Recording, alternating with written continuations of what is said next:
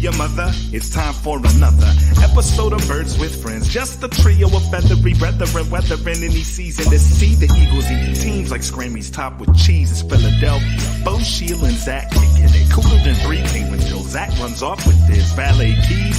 He's a real nuanced goose. Pull up a branch, get loose. It's time for some juice on some Birds with Friends. The early bird gets the worm, but prefers getting turned like a turn on some Birds with Friends. Bo, Sheila, and Zach coming at you with steps and things flapping their wings. Statistics, they can be like bathing suits. What Finish it up. Sometimes you gotta take them off. What the hell? What they show is revealing, but what they conceal is vital, right? So, this episode is presented by BetMGM, the exclusive betting partner of The Athletic. Sign up at betmgm.com using the promo code TheAthleticPod. Well, hello, everybody, and welcome to the post-game edition of Birds with Friends. Bo Wulf, Zach Berman, and all of our family here to talk about the Eagles' 33-18 victory led by Gardner Minshew over the New York Jets. Zach, I will start with the first important question to you, and that is there a quarterback controversy here in Philadelphia? Am I answering it in a Louisiana accent or in a Philadelphia accent? Answer in whatever you think is the most authentic voice for you to have. So I believe in authenticity, so I will answer it in a Philadelphia accent. I don't believe there is a quarterback controversy in that I take Nick Sirianni at his word that Jalen Hurts is the quarterback. I think both publicly and behind the scenes, Nick has stood by that. That said, I think that there's a lot that Jalen Hurts can learn from the way Gardner Minshew played today. And I don't want to say it's a short leash on Jalen Hurts, but if Jalen Hurts plays the way he did last week in the stadium when they returned from the bye against Washington, it's not out of line to say, should you have Minshew in there? Well, let's take a look at the line. And Gardner Minshew went 20 of 25 for 242 yards, 9.7 yards per attempt. That is the best yards per attempt of any quarterback for an Eagle in a game this season. He had 2 touchdowns, 133.7 quarterback rating. His EPA per dropback was 0.62. That is also the best that we have seen from an Eagle in a game this season. He had an ADOT of 6.1. That is the second shortest we have seen from an Eagle in a game this season after Jalen Hurts in that week 1 game. However, and it is a big however, and that is this Jets team is just atrocious. That is correct. And so balancing what we saw from Gardner Minshew versus what we may have seen from a healthy Jalen Hurts in this game is, I would say, precariously difficult. I'm going to try to keep a straight face during this. You're doing a good job, and I think you have a better accent, frankly, than Brian Kelly does. You have to take the opponent into account. That said, you don't know how Jalen Hurts would have fared today. And the evidence we have to go off of is the way Jalen Hurts fared last week against the Giants. A better defense than the Jets, sure, but certainly not the 85 Bears. And I thought in particular, what stood out to me was you heard Jalen Hurts say this week what he learned from the Giants game. It's that expression that Shield doesn't like to say, or I shouldn't say doesn't like to say, that Shield says is a cliche. He's got a lot that he does not like. Which is you can't go broke making a profit, right? Also, never flip the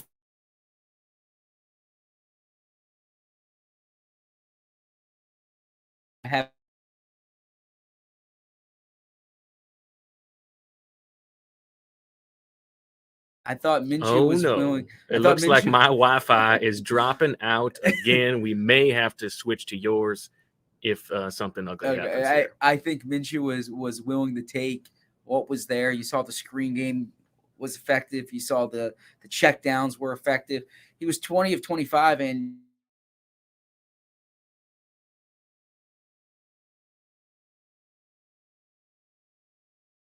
do we have to switch the mic to mine? Or? I reckon we might could do. Okay. Maybe we'll hope that this follows through for a little bit longer. Otherwise, we may have to switch. Why don't you sign on StreamYard? Are you connected on your microphone? Let's Marissa, you tell me what we should do. let's get Zach connected before we disconnect. She and says then let's get we'll Zach switch connected over. before we disconnect. Then we'll be able to switch over after that. Perfect. Okay. So, Marissa, how are you? I'm over here cracking up.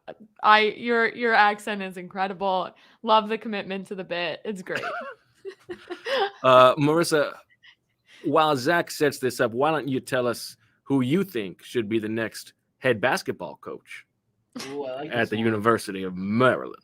Honestly, I don't know. I'm interested in hearing Zach's opinion on that. You know, he's wants got to know all what the you coaching think. news. I trust Marissa's judgment, I don't know. I was- your judgment. but my first call will be Nate Oates. Okay. I was very Zach, were you very What mic surprised should that I this bring in this year? happened when this Your happened? mic. What did you say, Marissa? I said I can't take this seriously. I was very surprised this happened in this fashion. I mean, Marissa said years she at is Maryland. mighty surprised it happened in a fashion as it did. Is my surprised about what? That it happened as it did. Me too. I think Maryland fans, I don't want to say they have an unrealistic expectation, it's because it is, in my eyes, one of the great basketball programs in the, or should be one of the great basketball programs in the country.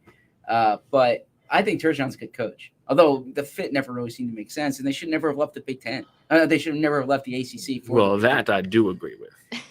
And for the speaker, we are using whatever you normally use. Well, I usually use my microphone. Well, maybe so- you should go to. Well, do you want to plug these into here? Shout out to Do the you have your 130 own, people I that are can, but watching then I'm this right not- now. Then I will be the one who cannot hear. That's okay. It's only fair.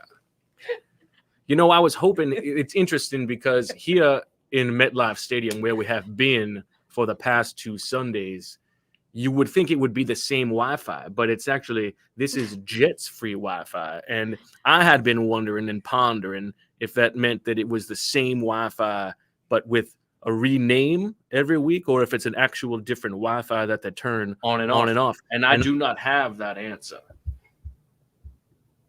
You are signed on. I am going to sign off.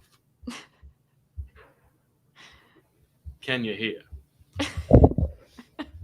We can hear. Oh, what a disaster.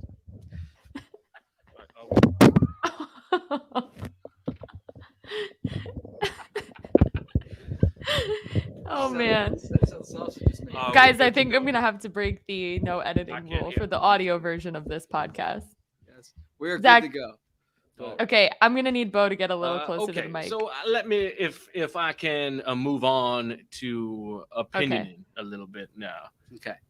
My take here is, Gardner Minshew did what he needed to do in this game. I was not necessarily blown away by the Gardner Minshew performance. I thought that this offensive result, impressive as it was, I do not believe they punted until they did at the very end of the game. I did not believe that this was much more than a New York Jets team that is among the very worst in the league.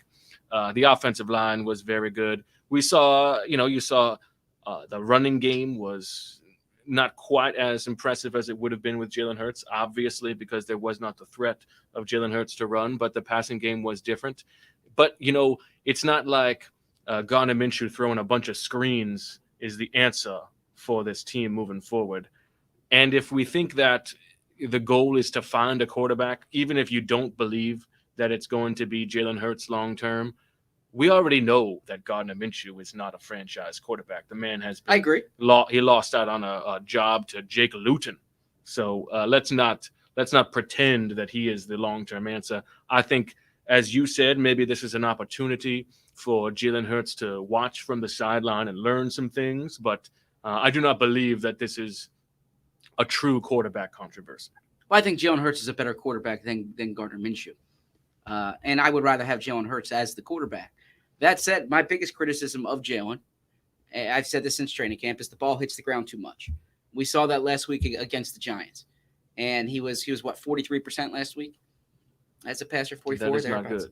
And Minshew was 80% today, 20 of 25. He completed his first 12 passes, I think, or first before he had really he just had to throw it away.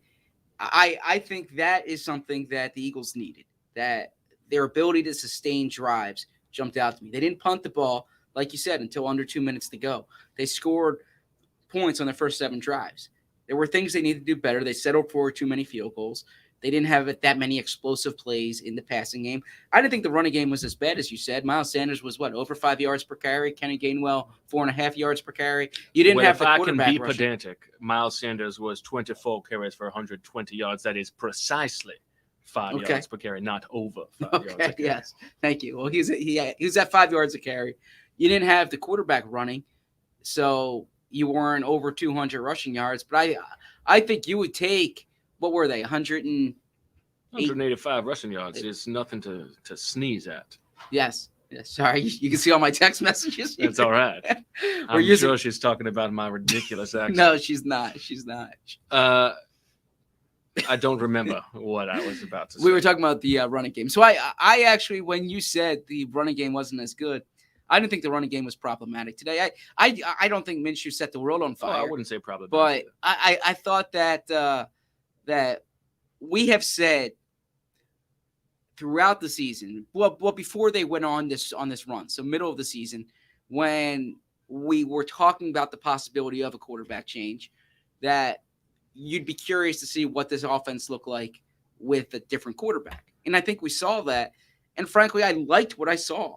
Now, you have to take the Jets into account, but overall, I liked what I saw. I think more than anything else about Gardner Minshew, this was a peek at Nick Sirianni and maybe the type of offense he would run if he did not have a Jalen Hurts at quarterback. And to that point, again, taking into account the level of opponent, I thought it was a mighty fine offensive performance. And I think what I really liked about Minshew's performance too, besides the efficiency, was the pocket movement. Now, so that's interesting. Go, because I'm not so sure that I agree. I thought he has good pocket presence. He can sense where the pressure is coming. He can slide in the pocket. He had the touchdown pass to Goddard.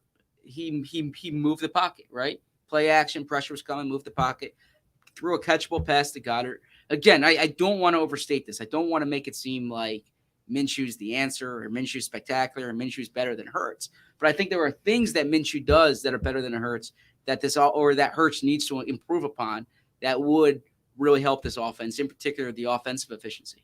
See, the pocket movement, I suppose there were times when he stepped up in the pocket that maybe Jalen Hurts might not have done, but there were also times in this game I thought Gardner Minshew fled the pocket when he did not need to, and it was the type of play that if it was Jalen Hurts on those plays, he would have been castigated and drawn down by certain segments of the fan base for leaving the pocket in those plays. I've seen some people saying that Gardner Minshew was more accurate than Jalen Hurts in this game, and I do not agree with that either necessarily. There were several plays when he threw the ball behind receivers. They just happened to be so wide open that it was still a completion. Go back and watch the tape on that one. What I thought was the difference, if there was one, was in just the quickness of the decision making and moving from one read to another. And you might think that Jalen Hurts is maybe one read, two read, and go, whereas Gardner Minshew is more one read, two read. Okay, where's my running back? And that's a good way of putting it. I think that Jalen Hurts maybe it's hard to say that he doesn't already know that he can read quicker. He knows that that's a thing that he should do. However, seeing it in practice, maybe that is something that infuses itself into his game moving forward. So I'll say I'm having a bit of a hard time here, okay? Because as am I. I'm trying to have a serious Eagles conversation while keeping a straight face. I'm just a humble servant of the organization. I'm assuming, by the way, I haven't even won all my games yet. I'm assuming our listeners understand what you are doing here, correct? I don't know. Are they familiar with my family? So I don't feel I need to explain it, but in the rare case, or I shouldn't even say the rare case, with the possibility that someone's tuning in either via video or on their ride to work on Monday morning, and they're wondering why Bo is talking that way. We should at least fill them in, which is This is my normal accent. This is the way that I talk and have talked forever. Bo is pretending that he's Brian Kelly, and Bo actually shares some similarities with Brian Kelly, but Now that is the meanest thing I've ever heard you say about me. well, what is the left guard's name for the right guard's name for the New York Jets? Well, him is a mighty fine player, a mighty fine human being, and a player who I have been familiar with dating back to his time at the East-West Shrine game in St. Petersburg, Florida. I'd say about 2012 or so. And he's a player who went there without much fanfare at all. And back on the show Eagles Beakley that I used to be on, we talked about this player from Canada coming down and impressing everybody. And he goes by the name of Laurent Duvernay-Tardif. Which you nail the accent much better than Brian Kelly nails the accent. But basically what you're trying to do is assimilate into a culture.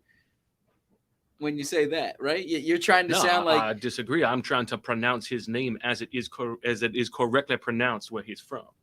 You're trying to sound like you just had a hot dog and fries at LaFleur's. Sounds delicious. That is delicious. Or I can go on with the other Montreal landmarks that I like. But anyways, big Eagles win. We should discuss. Yes. Well, and to that point, we are recording You're keeping this, it going. It's almost past the point of no return. Okay. I might reckon. What do you think? I feel like I've come this far. I'm not so sure I can go back. I'm not so sure I'll ever have my regular voice again. I don't know if I'll remember how to talk. So that was a weird one. To the point, right now, Washington and Las Vegas playing out in the City of Sin, 7-6 for the football team lead. But if they lose that game, if the Las Vegas Raiders come through with a victory, the Eagles will be in the playoffs as they enter the bye.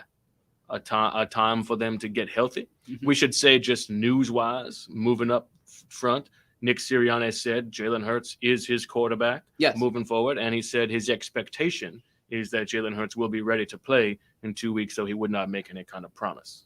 Yes. Look, I'd be surprised if Jalen Hurts is not ready to play in 2 weeks. He was questionable going into What do you make about the way that everything happened this week? Great. Look, beyond just what happened in the game, Jalen Hurts says on Wednesday, I'm playing. Let's get this over with. And then the news comes out, credit to Derek Gunn for reporting it before everybody else. And then all these national reporters say, well, it's not official. They're going to give him a chance. And then they say it's official. How about we just take Derek Gunn at his word? He's the one who reported it. Absolutely. Credit to D. Gunn. And apologies, frankly, to our readers and our listeners. I wrote a story Wednesday night basically saying Hurts is going to go. He said it. I took the man at his word. You took him at his word. You can't be faulted for that. Thursday's podcast, we talked about it like Hurts is going. Possibility that just sandbagged us on Super Sorecast. Right. So you got 2 points just for Jalen Hurts not playing. So no, I apologize to our audience because I take pride in the truth and I misdirected you there. Well, the truth shall set you free, Zach. But I will say that it isn't. Look, I don't think Hurts was trying to mislead anybody. I don't think it was gamesmanship on Hurts' part. I think Hurts thought he was going to play, and clearly later in the week, either he didn't progress the way they wanted to, or they didn't think he could play the way he thought. I walked out of Friday's press conference, and I was with you, and I thought Friday's press conference was very curious because Sirianni, he kept saying that it's unknown. And I didn't think he was doing it for show. I thought Sirianni genuinely, there were certain – I did not think then that Jalen got the green light. So the fact that it went into the weekend with him being questionable, I found that to be interesting. And but I can't imagine he's not healthy enough to play in 2 weeks. It would be hard to believe that would be the case, considering, he was a game time decision. And he was on his feet the whole game, by the way. He was. Yeah, he was on the sideline. I noticed late in the game, Nate Herbig comes in for Jason Kelsey, and as he's wont to do, sails a snap all the way down to Mobile. And I do declare that on the sideline, Jalen Hurts was talking to Nate Herbig, making him feel better, saying, "We need you, big fella. We can't lose you. Is that what he said? We got to keep you in the game." So Jason Kelsey's injury is important to monitor because he was in pain. He was down. Now, he was in pain last week, and he came back in. I saw the Inquirer's Jeff McClain say that he was spotted after the game in a walking boot. I did not see Jason walking after the game, so that's interesting. The bye is coming at a good time, obviously, for Kelsey. Miles Sanders, who had a career high in rushes today and near career high in yards, 24 carries, 120 yards. Injured his ankle again, couldn't finish the game. Bye is coming at a good time for him. Elsewhere on the injuries, Steven Nelson and Patrick Johnson both left the game with injuries. I was actually listening to the broadcast when that became official, and the sideline reporter was like, a big loss for the Eagles defense. Patrick Johnson is, and but it was also Steven Nelson in there. But I think Patrick Johnson. I was thinking, yeah, I guess that means more Jannard Avery, right? But overall, nobody needs more Jannard Avery. But overall, yeah, it's a cliche to say bye is coming at a good time. There's never like a bad time to have a bye, I suppose, except 2016. They started the season like 3-0 or 3-1 maybe, and they had a bye then. It was too early, but this is the latest a bye has ever been. I can't imagine they'll ever have a bye this late again. I got to think this is a scheduling quirk the NFL might look into, but it's coming. They'll be healthier when they return. Then they have 4 NFC East games, and I believe if Washington loses, and you said this right, the Eagles would be the 7th seed at the end of the day. That's correct. So they're right in the thick of the wild card race. That is absolutely correct. And of course, on the other side of the bye, they will be playing Taylor Heineke and that Washington football team. I see a lot of guff in the comments. Some people in favor of the accent, some people very, very upset. And to that I say, I do not care. If you do not like it, you may go to hell. There are other things for you to watch. However, I will declare that I feel like after the ad break, I may return to my normal voice.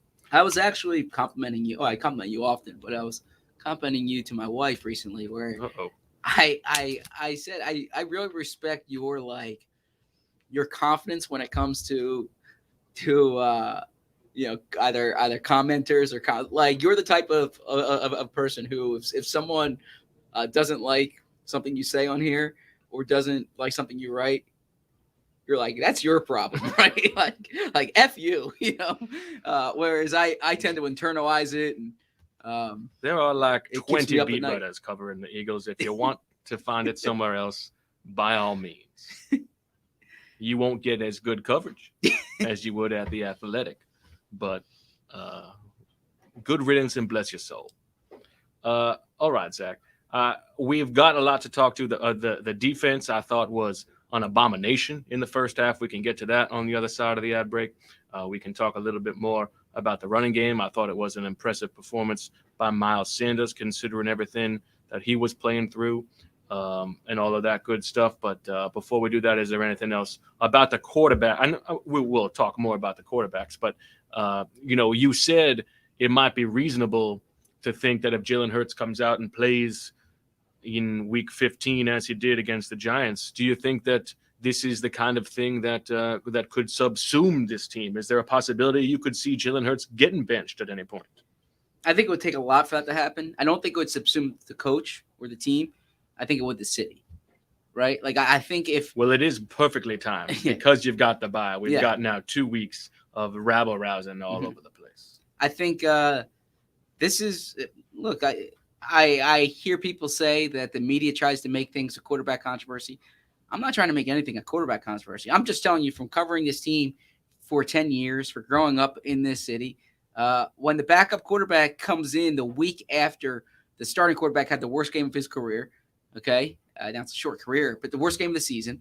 And the backup quarterback does things differently, in some cases better, then I don't think it's unreasonable if a fan says, I like the way this offense looks with Gardner Minshew. I would prefer Jalen Hurts out there. I think Sirianni would prefer Jalen Hurts out there. But how many 47% passing games can you see in these last 4 games? And that's what I'm real curious to see. So I don't think in Nick Sirianni's mind there's vacillation here. I don't think it's the type of thing where he's going back and forth on it. But I do think that another bad passing performance, you need to say, like, they need to be better at passing the ball. And however that comes, it's something they must look at. All right. Well, that will send us indeed to our first commercial break. Let's hear from some of our very valued sponsors. And for all of you listening, thank you once again for making me the head football coach at Louisiana State. This podcast is sponsored by BetterHelp Online Therapy. Check out betterhelp.com/theathletic. The best way to think about therapy is through a bunch of analogies. We get our cars tuned up to prevent bigger issues down the road. We get annual checkups and go to the gym to maintain physical wellness and prevent injury and disease. We do chores regularly, well, some of us, maybe not Bo, to avoid a giant mess of a house and roaches. Going to therapy is like all of these. It's routine maintenance for your mental and emotional wellness to prevent bigger issues down the road. Going to therapy doesn't mean something's wrong with you. It means you're investing in yourself to keep your mind healthy. BetterHelp is customized online therapy that offers video, phone, and even live chat sessions with your therapist. So you don't have to see anyone on camera if you don't want to. It's much more affordable than in-person therapy, and you can start communicating with your therapist in under 48 hours. Why invest in everything else and not your mind? This podcast is sponsored by BetterHelp, and Birds with Friends listeners get 10% off their first month at betterhelp.com/theathletic. That's BetterHelp.com/theathletic. A lot of times people wait until after the holidays to restart their fitness journeys. You don't need to wait until the new year to start achieving your fitness goals. Peloton makes working out simple, convenient, and fun. Peloton delivers a workout experience that's so exciting you'll actually look forward to working out. The holiday season can be extremely busy, but prioritizing your fitness is important. Finding the time or motivation to fit in a workout during the busy holiday season, very challenging, like I said. But with Peloton, you're going to get a fitness experience that's so entertaining and fun, you'll always be looking forward to your next session. With its authentic instructors and unique immersive content, the Peloton experience is unmatched. Bo's been telling me about this for months. He loves the Peloton. He's hopping on every day, multiple times a week. Gets his competitive juices flowing. Peloton makes fitness entertaining and fun. Working out never feels like a chore, and there's always something new to discover. Peloton instructors curate playlists to motivate you for every mood, from hip-hop to country, rock to pop, and everything in between. Peloton has endless class variety to keep your workouts feeling fresh. Cycling, strength, meditation, and more. You never work out alone on Peloton. Ride with coworkers, friends, work out with interest groups like Working Moms of Peloton or Peloton Parents, or send high fives on the leaderboard. Get free access to the Peloton app when you purchase a Peloton bike. Your favorite classes go where you go this holiday season. Visit onepeloton.com to learn more. Try Peloton classes free for the rest of the year. New members only. Visit onepeloton.com/app to learn more. Terms apply. Peloton. When your workout is a joy, it's a joy to work out.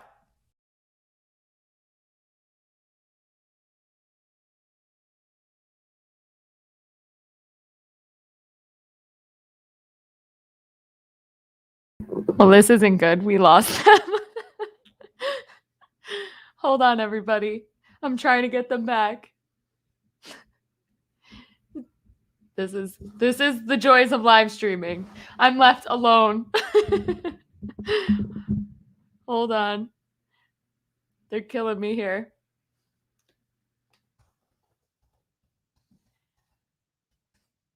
What did everyone think of Bo's? Oh, they're coming back. So Hurts or Minshew? You guys are killing me. We're back on mine. Zach's. Oh God, That's I'm all. like beat red over here. That's all right. Oh, We'll see if my great. Wi-Fi holds up.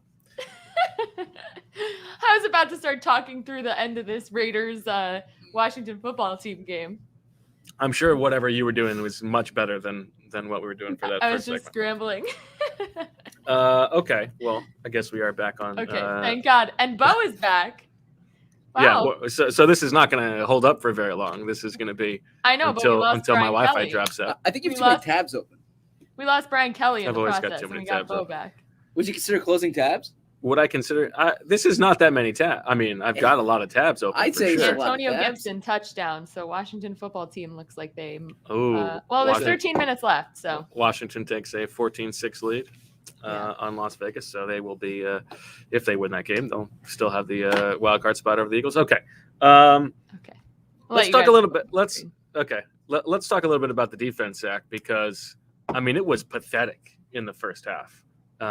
The Jets scored touchdowns in their first 3 drives. Now the first drive was a short one after Braxton Berrios returns the ball all the way to the 21, which seemed like a very dramatic result for Super Storecasting, but Sheila ended up getting those anyway. You were actually, for someone who didn't know what was going on, they'd be like, this guy really has a vested interest in the spot of this ball. Yeah, because it was originally spotted at the 19, Yes. and then it was moved back to the 21. It was like it was perfect drama. But you know, this Jets offense under Zach Wilson has been putrid, and for them to let up touchdowns on 3 straight drives, including 2 that were like long drives, was really embarrassing, I thought. Sure. I agree with you there. I thought that defense really struggled early on. I didn't think they got enough pressure. I certainly didn't think the coverage held up. There were blown coverages because, you know, you had the 4th and goal at the 1 where Ryan Griffin was wide open. I did not think. And then the touchdown that followed was a Yes. guy who was wide open. Yeah, so I thought that, but then I do think the defense stabilized thereafter. They did not allow any points after the second quarter. Marcus Epps had that interception, which essentially sealed the game.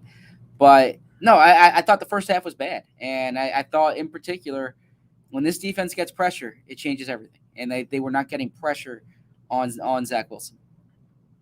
Yeah, I mean they should have gotten more pressure. That Jets offensive line stinks. Absolutely, I agree, except for the right guard or left guard. Yeah, but he left the game, Yeah. unfortunately. Let me pull up some of the stats here. I can pull it up on my computer if you want, and that will alleviate some of the. Okay, fair enough. So, well, you got them or what? I got them right here. Okay, pull them up. Oh yeah, right here. What stats? Well, yeah, I mean it's hard for me to do it on your computer. Okay. So Zach Wilson, 23 of 38 for 226 yards, 5.9 yards per attempt. Not very good. And he had that interception. That was an ugly one. Nice play by Marcus Epps. That was thrown right to him. But, you know, If early you in want to this know game. more about Marcus Epps' personality, what can we do? Well, you might want to just check my Twitter feed because there's a great feature on there that dives deep into Marcus Epps. And then while you're there, read about Vinnie Curry's shoe collection. Please do. Vinnie Curry on the, he's That's still right. on the Jets roster, basically. I think so. Yeah. I think they carry him on IR. Yeah, Yeah. I agree. So early in this game, that it was like the Eagles were daring the Jets to pass the ball. They were staying in base even when the Jets had 3 receivers on the field. Like there was that third down where Jannard Avery is covering Jamison Crowder one-on-one, and knowing how dangerous Jamison Crowder is, what a mismatch that is. But the interesting and it didn't work because they were, even when they were passing the ball to success and they were running the ball even against those heavier boxes. So it was really ugly for those first three drives. It's funny because if I was Jonathan Gannon going against the Jets, I wouldn't be worried about them running on me. Yeah. Right? Like I would say, all right, if you want to run on me, like I think their talent, they have more talent at wide receiver than at running back. Their offensive line's not particularly good. I would be like, all right, if you want to try to run with, I liked Tevin Coleman a few years ago, not necessarily as much now. Their best running back's hurt, Michael Carter. So I would think that that I would make sure Elijah Moore and Jamison Crowder and Corey Davis aren't beating me. What's your Zach Wilson take? Not a fan of. I mean, Oh, yeah, wow. not impressed with him. As a human? I don't know him as a human. Okay. Can we potentially block the TV or turn the screen? Someone said you. Okay. Okay. Yeah, we can probably turn it off. Yes. Let me see here. Well, my Zach Wilson take is like, why is he throwing the ball so hard? Like on these little short passes, he's just firing these balls. No touch. No, he's all gas. No break. You might just have to angle this. Okay. Well, that's fine. Give me a sec here. You give me your Zach Wilson take. I'll see what I can do here. Okay. My Zach Wilson take. Sorry, I apologize for the way this is going here. Yeah, I mean, I don't think Zach. I thought Zach Wilson could have done more to take advantage of the Eagles' defense. Didn't do it. I don't think that he brings. He has a good arm. We know that. I'm reading people's suggestion, but I think in terms of accuracy, in terms of timing, he wasn't doing enough there. Jason's saying probably center screen, Bo. Nope. Maybe there's a remote somewhere. So is the issue that when you're watching on YouTube, We can't be showing another broadcast. come on. Oh, okay. Here. Look at that.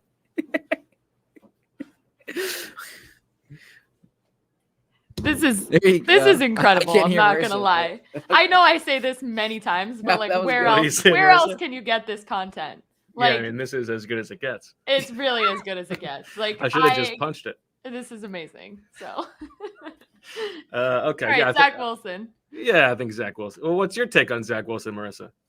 I think you guys are the experts. I'll leave it to you. What's think the he's got feel? a lot What's of the learning what's to the do. feeling within the Jets fan base? I don't think that well. I like Oh, you think There- great. Don't sell yourself short. I think there's been a lot of concern over these draft picks over the last few years, and Zach Wilson was supposed to be like the guy, and I think there's some heat on Joe Douglas lately, and the pick selection over the past few years with the Jets for sure. She says Joe Douglas's feet are being held over the coals By whom? by the Well, Jets fans. I mean, I think Bo exaggerated that a little bit. You can tell Zach that, but She says I'm exaggerating. but I do think Zach You Wilson can't believe was, that would ever happen. Zach Wilson was supposed to erase a lot of these question marks, and I don't think, in the eyes of Jets fans, he has so far. I have a grouse. It's been a lot.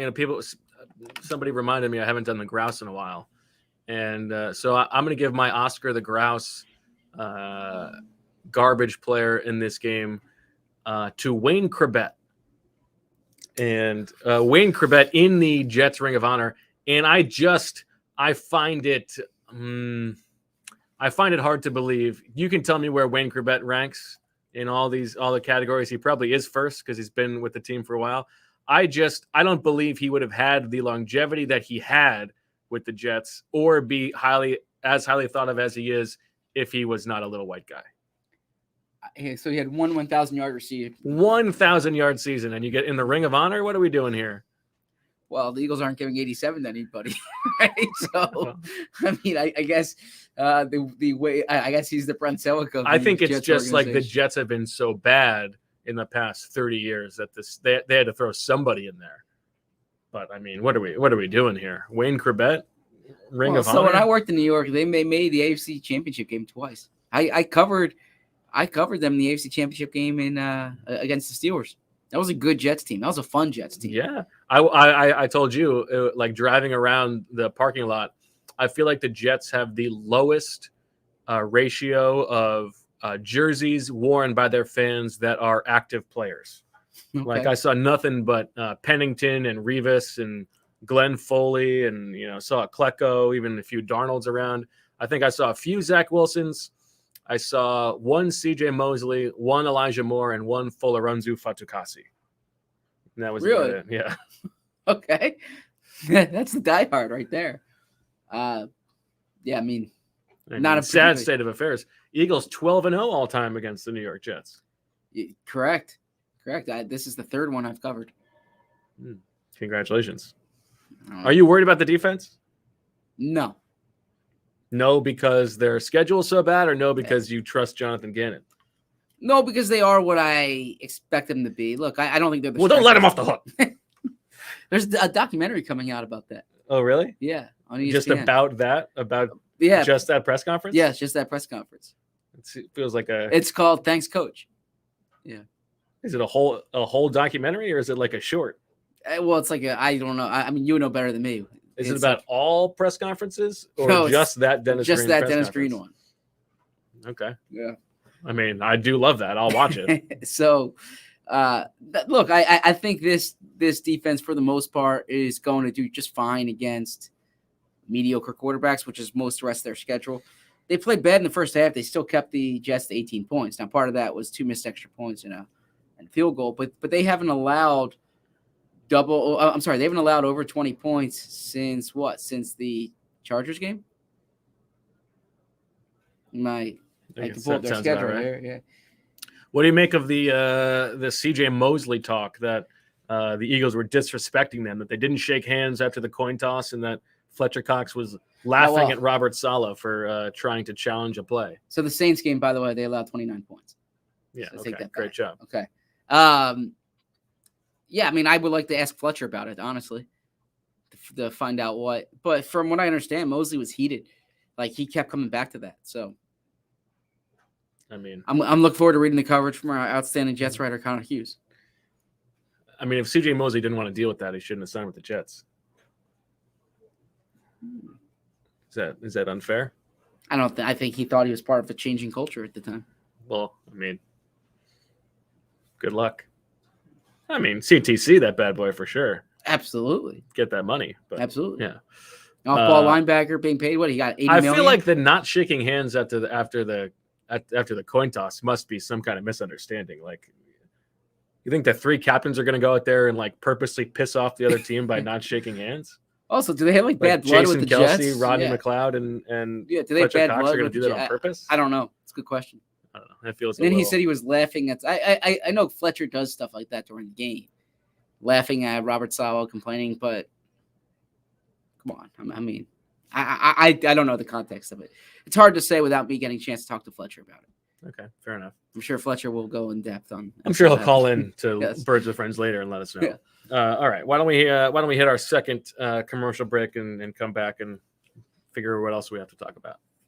When the moment for intimacy arrives, you need to be ready. Roman ready. Whether you've been in a relationship for years or are just getting started, having the confidence that comes from preparation means you're free to enjoy the moment when the moment comes. Even though you are far from ordinary, the truth is that ED is really common. In fact, 52% of guys aged 40 to 70 experience some form of erectile dysfunction. Go to GetRoman.com/BWF now to speak to a U.S. licensed healthcare professional about erectile dysfunction and get $15 off your first month of treatment. Roman Ready is confidence personified. It is the self-assurance that comes from knowing you've prepared yourself for the moment when intimacy arrives. Roman's system is completely confidential and totally discreet. No big logos or labels on packages. With Roman, you can get a free online evaluation and ongoing care for erectile dysfunction, all from the comfort and privacy of your home. Go to GetRoman.com/BWF today, and if you're prescribed, get $15 off your first month of ED treatment. Make sure you're ready to have confidence and control this fall. Roman Ready. This holiday season, the best deal in wireless can only be found at Mint Mobile. Right now, when you switch to Mint Mobile and buy any 3-month plan, you'll get another 3 months for free.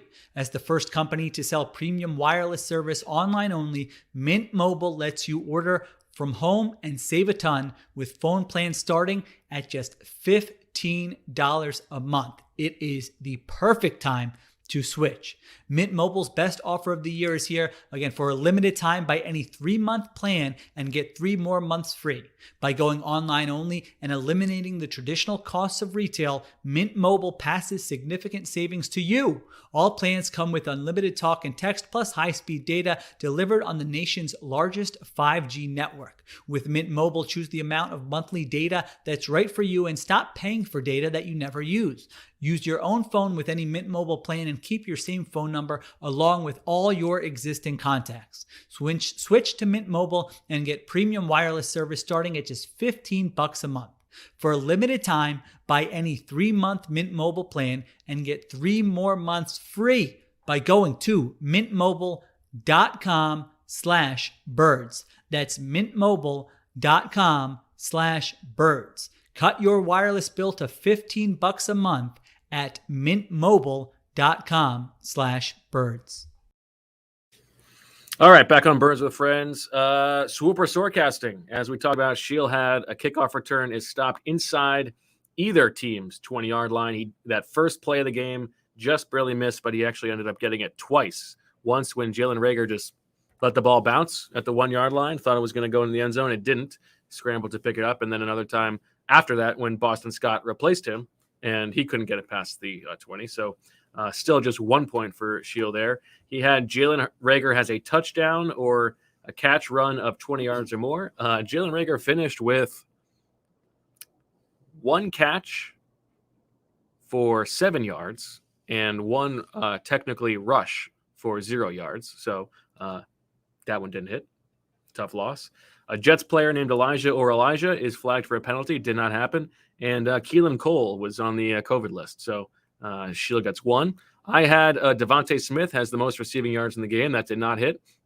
Nick Sirianni did not, unfortunately, mention Elijah Riley in the postgame press conference. However, Jake Elliott did have more extra points than Jalen Reagor had receptions. So 1 point for me.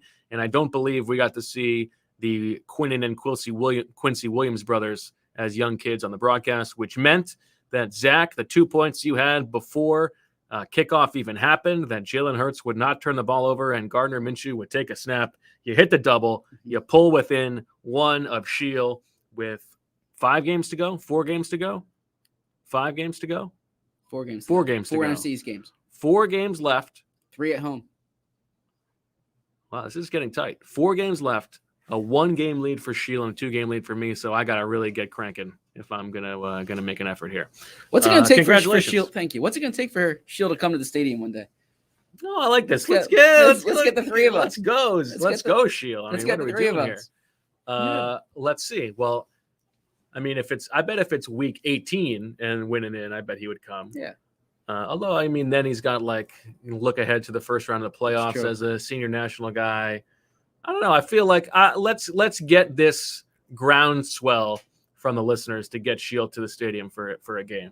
I mean, maybe climb down from his ivory tower for once and come join the people and actually watch a football game in person. Oh, no. He's got a lot on his plate, so I don't. I'm sure he does, but I mean, that doesn't mean that he's too good for real live football. No, how much can you really analyze unless you can hear the crunching of the pads? You know? I thought our best post-game pod in my time doing this was after the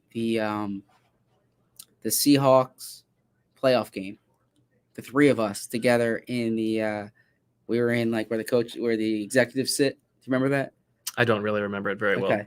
All right. What was the you thought it was good because you also wrote an award-winning gamer. I did not think it was good because of that, but I did write you did a story that game that but that no, I thought got that hardware for that bad boy. No, I thought the chemistry was good with the 3 of us in person. Okay. And we can add an element to it with the 3 of us haven't had an in-person podcast and probably since then.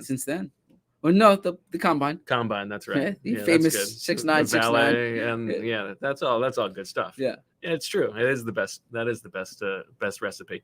Dallas Goedert, career high, 105 receiving yards, 6 catches. That first touchdown drive was 3 catches by Dallas Goedert. Those were the only pass plays. Did you think that was a function of Gardner Minshew being the quarterback, or just happened to be what the game plan was today? Yeah, it's just the game plan. They got him. They got the tight end screens going. He made a nice catch for the touchdown. The first one where he basically broke it. He Nice play, pushed the guy off. Big, strong, powerful man at times. I didn't think they got Devontae involved enough, and maybe that has to do with the way Minshew plays, right? Maybe there was some weird stuff with Devontae in this game. Like he didn't play quite as many snaps as he normally does. They had Rager as the receiver in 13, which they've done for a while, for the past 2 or 3 weeks, and like Devontae was out on some of the 12 personnel plays. That one nice play I thought they had when he lined up in the backfield. That was an interesting new look. It's something I'd like to see them do just as a way to like get him more involved. But he was sort of like not limping, but like hobbling a little bit in this game. I wonder if there's like, it's interesting because you would think that everybody's calling for Jalen Reagor to get benched, but if there was some little pullback from the way that Devontae handled himself at the end of that Giants game, because Kelsey was asked about Devontae like as a leader, in like a leading question type of way, and it was funny because he didn't take the bait at all and went the other way and saying that like acting like he did at the end of that game is something that he won't be doing for a long time because like he's just a young guy. I don't know. And I mean, I think Nick Sirianni, the way he grew up, like I don't think he's a coach's son. You respect the coaches, right? Yeah, but he's also a receiver. So like, receivers want the ball. True. I don't know if that was discipline or not. I don't know. It was weird. I mean, so Devontae only had, I expected a bigger game from him. He had 4 targets. 2 catches for 15 yards on 4 targets. Yeah. Look, I think I think at the end of every game, we need to look at the stat sheet, and his targets need to be in the like 8, 9, 10 range. It can't be in the 3, 4, 5 range. Now they won this game. But even still, it's like you can just see by the distribution here. Kenny Gainwell, 5 targets, caught all 5. Dallas Goedert, 6 targets, caught all 6. Like Wes Watkins, 3 for 3, 3 for 6. This is the way Minshew's playing. Is that he's dumping it off. Now it's interesting. So 3 of Minshew's incompletions were to nobody. They were like throwaways. Yep. So the only person he threw to that he threw an incompletion to was 2 to Devontae Smith. Everybody else he was perfect to. You're right. That's a good observation. Quez Watkins, he had that one catch on that 3rd down when I'm not a coach, and Robert Saleh has forgotten more football than I have, and he's had success calling defenses. For the life of me, I've never seen a team. Oh yeah, you were all over that. You were like, "What are they doing?" It's like a goal line defense. It's like in Madden when you have like engage 8, everyone at the line or something, and then all it takes is just to chuck the ball up. Now they had the safety drop. They did the Gannon thing. You know how Gannon's like. I've seen teams disguise. The safety had, but he bails to the other side of the field, and then Quez comes across, and he's I didn't understand the formation there, and it cost them. And I thought that was maybe the type of play where, if it was Jalen Hurts, he might have tried to break the pocket instead of waiting a second for Quez to come open. And he put the ball up. He put air underneath it. Yeah. To let Quez get underneath. So yeah. I don't know. I thought that was. You seem down on Minshew, or you don't seem to have. I'm not down on Minshew. I'm just like, I'm not like, what a performance. Like, they played a terrible team. He threw a bunch of screens and a bunch of checkdowns. Like, not that that's bad. You take what the defense gives you, but I was not like, this guy can do something that Jalen Hurts can't. Like, I don't know. He can complete more passes. Maybe. Jalen Hurts' best completion percentage this year was week 1 against the Falcons, 77%. Well, I mean, yeah, it's like this is the Steichen offense where all you care about is completion percentage. Yeah, and look, I'm not saying that's all I care about. I think they would have run for 300 yards in this game if Jalen Hurts was a healthy quarterback. Maybe, but I don't know if they would have completed 80% of their passes. Well, yeah, who cares? Well, I care about incompletions. Incompletions are why? I thought all you cared about was points. I do, but I think incompletions lead to fewer points because you're going to have more stalled drives. You're going to have more. Well, yeah, but maybe they wouldn't have thrown the ball so much, so there wouldn't have been that many incompletions. I don't think their running game was problematic today. I don't think it was problematic. Like, I think, frankly, they were what they would be without Hurts' running, and I think if you just substitute Hurts' running for Gainwell's catching, because they're not having the screen game as effective. Why not? When Hurts is out there? Why couldn't they? For the reason you said, there are times when I shouldn't even say screen game, dump offs. Yeah. When Hurts is tucking the ball away instead of dumping it off. Yeah. Well, I mean, at the same time, the 2-minute drill last week against the Giants, he hit Gainwell for 3 straight dump offs. I agree. And he said he should have been doing that. Okay. Throughout the game. I don't know. I just like Gardner Minshew is a good backup quarterback to have. Sure. We already exactly. we have an answer on Gardner Minshew, I feel like. Yes, I agree.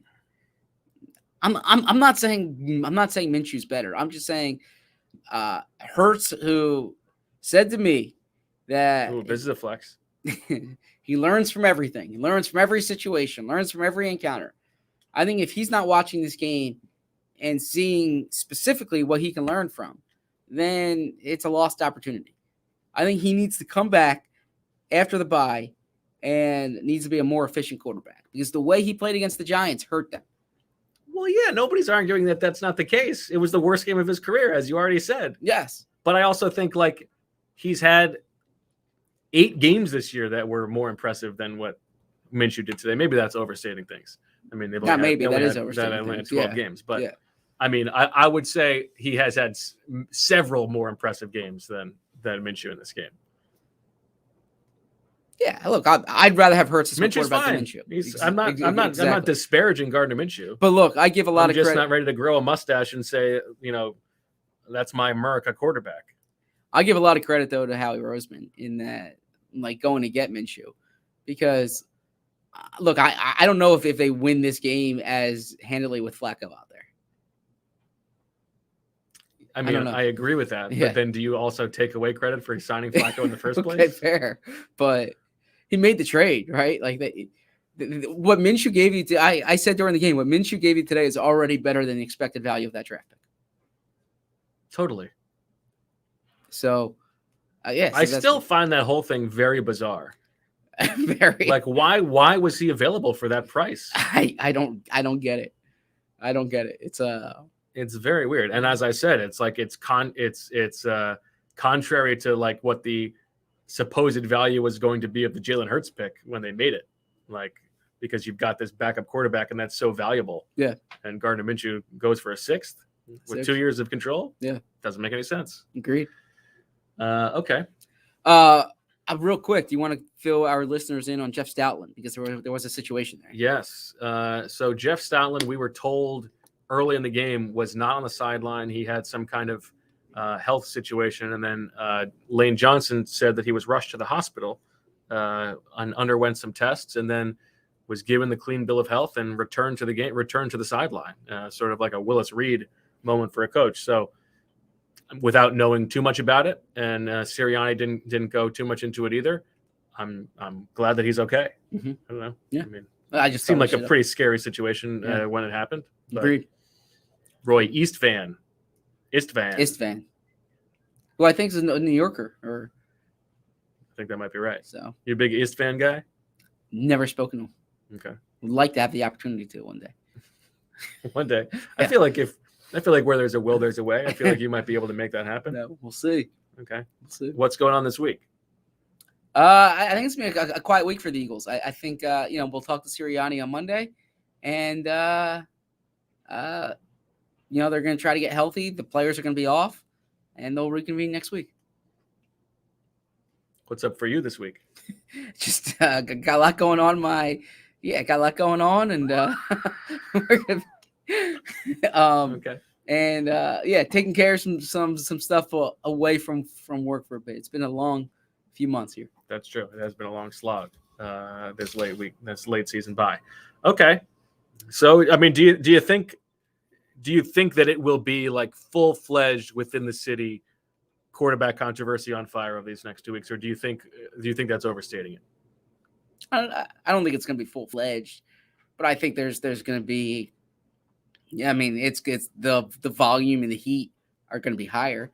I imagine. Look, this is great for talk radio, right? These next 2 weeks, they're not going to have to search deep for discussion points. I think callers are going to have opinions on it. And look, I'll say this: like, this is what's great about sports. I've been seeing. I haven't been on Twitter that much since the game ended. But I see some people being like, "Oh, Philly again, This is ridiculous. This shouldn't. This is. I also think this is like what's fun. Like I think quarterback controversies is part of what's fun about sports. Yeah, I mean, this is all. Well, this is like Or like quarterback conversation. This is a good one at least. Like it's not like you're deciding between two jabrones. Exactly. Like this is a team that exactly with 4 games left on their schedule has a chance to make the playoffs. Yeah, like passionate opinions. I like passionate opinions. I hope we get it. Okay. All right. Well, we will have a podcast this week with Sheil. I think we're thinking Wednesday during the day at some point. We'll come to you with specifics of that later on. It'll be a 1-pod week. And I guess that's about it. So I suppose I should close the show back to this accent and say that we will talk to you on Wednesday. For Sheil, wherever he is, I'm sure that he is going to love this part of the episode. For Sheil, for Marissa, for Zach, for Elijah, who I was told was featured in a very lovely portion of the broadcast. I did not get to see it. However, I do look forward to watching that. Shout out to Elijah Riley for everything that he has done for this organization, for this community, for humanity. Everything about him has been spectacular. So for all of us here at Birds with Friends and for everybody in my family, I say thanks for listening. And as always, we do very much love you.